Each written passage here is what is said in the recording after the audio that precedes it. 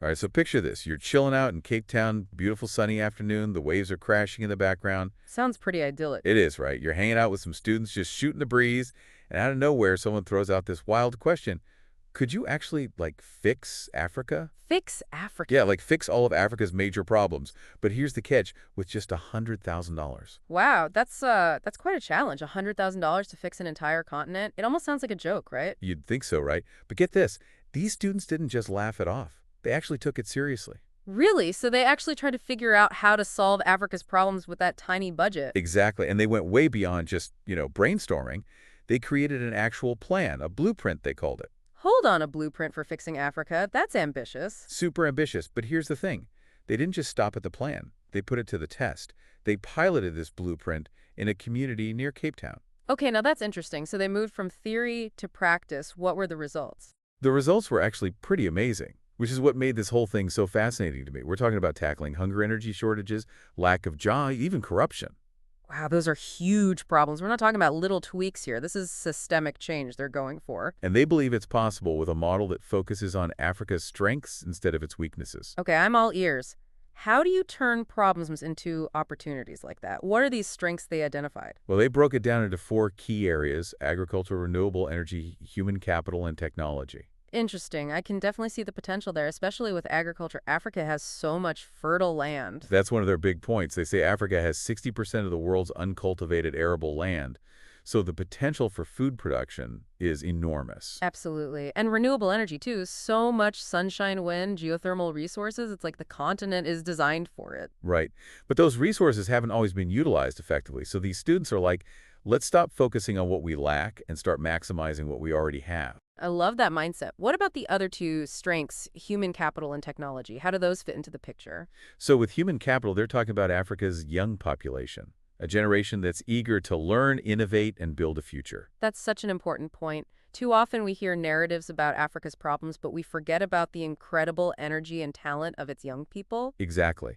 And then there's technology. Think about the advancements in mobile banking, blockchain, all these tools that can really revolutionize things. That's where things get really interesting because technology can really level the playing field. It can bypass a lot of the traditional barriers and inefficiencies. Exactly. So they're looking at ways to combine these four powerful forces: agriculture, renewable energy, human capital, and technology, and use them to drive change. And they didn't just talk about it. They actually went out there and put their money where their mouth was. They got involved with a community near Cape Town to really put this blueprint to the test. And that's what impressed me. They didn't just throw money at the problem.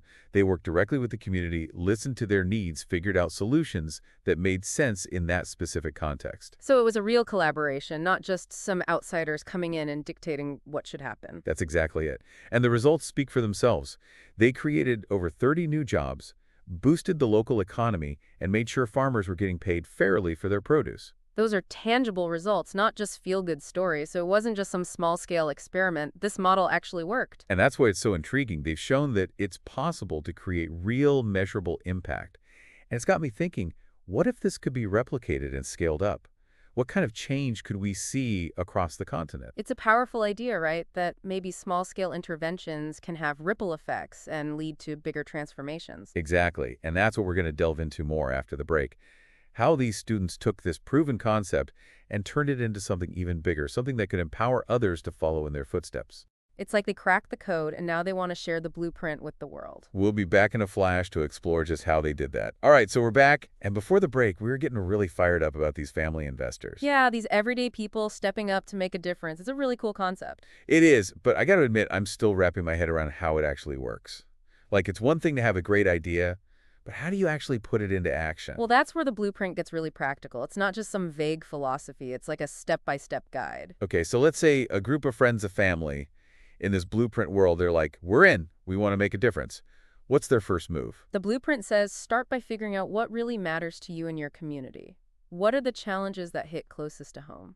So it could be anything from like helping local businesses to improving education for kids? Exactly. There's no one-size-fits-all solution here. It's about finding what resonates with you and makes sense for your specific situation. Makes sense. So they found their cause, they're passionate, they're ready to go. But then there's that $100,000 challenge, right? Right, that initial investment. It's not about solving everything with that one lump sum. It's more like a starting point. Okay, but I'm going to be honest. When I first heard about the $100,000, I was kind of like, really? That's all. It just seems like a drop in the bucket compared to the scale of the problems. I hear you. But the trick isn't just spending the money. It's about using it strategically to leverage more investment. It's like a multiplier effect. Multiplier effect. I like the sound of that. But how does that actually work in real life? Okay, let's say a group wants to improve healthcare in their village. They could use their $100,000 to buy some essential medical equipment or maybe invest in training for community health workers. That's a great start. But how do you make sure it's not just a temporary fix? How do you ensure that initial investment leads to long-term change?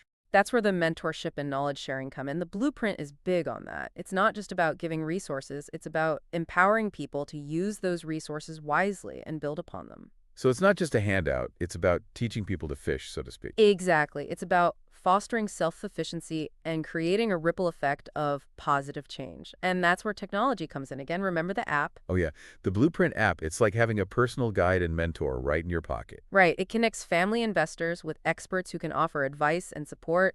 And it also provides access to all these financial tools to help them manage their money effectively. So they're not just flying blind, they've got a whole support system backing them up. Exactly. And one of the features they highlighted was a microloan calculator. A microloan calculator. Now that sounds interesting. What's that all about? Well, traditional banks in Africa, they're often hesitant to lend money to small businesses or community projects. They see it as too risky.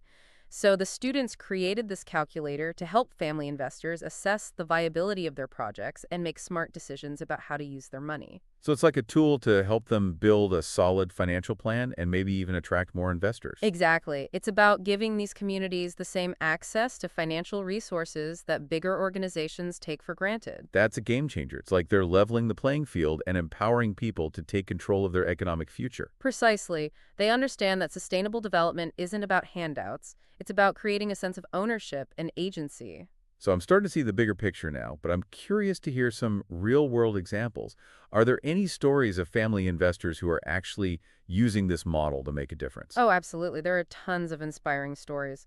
One that really stuck with me was a community in Kenya that was struggling with access to clean water. Clean water, that's such a basic necessity. It's hard to imagine life without it. I know, right? So a group of family investors got together, used the blueprint, and managed to install a solar-powered water pump in their village. They created a whole community-managed water system. Wow, that's amazing. And I bet it had a huge impact on the community's health and well-being. You bet. But here's what's even cooler. The project also created opportunities for local entrepreneurs to service and maintain the new water system. So it's generating income and boosting the local economy, too. It's like a chain reaction of positive change. And that's just one story. There must be so many others. Oh, there are. There are family investors in Nigeria working to improve education for girls. In Ghana, they're supporting sustainable farming practices. And in South Africa, they're building community-owned renewable energy projects. It's incredible to see how this model is empowering people to take action. But, we can't ignore the elephant in the room. We've talked a lot about the positive potential of this blueprint, but can it really stand up to something as deeply ingrained as corruption? Now that's the million-dollar question, and it's a really important one that we'll definitely dive into after a quick break. Stay tuned. Okay, so we're back, and we've seen how this blueprint is tackling some really tough issues. But now we're facing maybe the toughest one of all, corruption. It's been holding parts of Africa back for so long. Can this model really make a dent in such a massive problem? Yeah, that's the big question, isn't it? When I first heard about this whole blueprint, that's exactly what I was wondering. Can you really fight corruption with a feel-good community model? Exactly. It almost seems too idealistic to really work. Right. But what impressed me was that the people behind the blueprint, they don't shy away from the issue at all. They recognize that corruption is a huge obstacle. So they didn't just pretend it doesn't exist and hope for the best. Not at all. They acknowledge it head on, and they've built strategies into their model to address it directly. Okay, so how do they do it? What's their secret weapon against corruption? Well, one of their key tools is actually technology, specifically blockchain. Blockchain, you mean like Bitcoin and all that? Yeah, it's the same technology, but it's not just about cryptocurrency. The underlying principle of blockchain is what's so powerful for fighting corruption. Okay, I'm listening. Explain it to me like I'm 5. Imagine a digital record of every single transaction, every dollar spent, every contract signed, every shipment of goods. And this record is completely transparent and tamper-proof. So it's like a public ledger, but way more secure and impossible to cheat. Exactly. That's the beauty of blockchain. No more shady backroom deals. Every transaction is out in the open for everyone to see. So you're saying if someone tries to skim off the top or divert funds for personal gain, everyone will know about it. Exactly. It removes that cloak of secrecy that corruption thrives on. And it's not just about money either. Think about aid and resources. Okay, yeah, like food, medicine, things like that. By tracking those supplies on a blockchain, you can make sure they're actually reaching the people who need them, not disappearing into the black market or getting stuck with corrupt officials. That's amazing. No more wondering if the aid is actually getting where it's supposed to go. Exactly. It creates a level of accountability that's never been possible before, and they also leverage another technology that's already widely used in Africa, mobile money. Mobile money, yeah, I've used that before. It's so convenient Right, and when you combine mobile money with blockchain, you create an even more powerful tool for transparency. because every payment is recorded and traceable. Exactly. It makes it extremely difficult to manipulate the system for personal gain.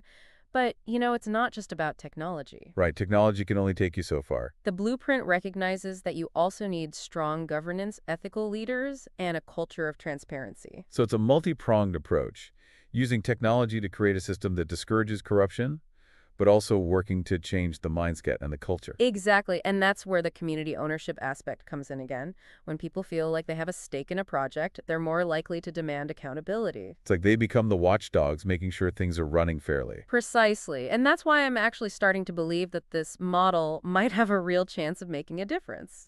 It's definitely given me some hope. We've covered so much ground today, from that initial question of, can $100,000 change Africa, to a deep dive into a model that's tackling some of the continent's toughest challenges. It's been an amazing conversation, and for me, the biggest takeaway is that it all starts with a shift in perspective. Yeah, instead of focusing on what's wrong, this blueprint highlights all the potential and all the amazing things that are already happening in Africa. Exactly. It's about empowering communities to take charge of their own destiny and create the future they want to see. And it's a reminder that even small actions can have a ripple effect and lead to big change. Absolutely. So no matter where you are in the world, we hope this deep dive has inspired you to find your own blueprint. To look around your community, identify the challenges, and get creative about finding solutions. Because we all have the power to be change makers, and together we can build a better future for everyone. Thanks for joining us on this incredible journey. Until next time.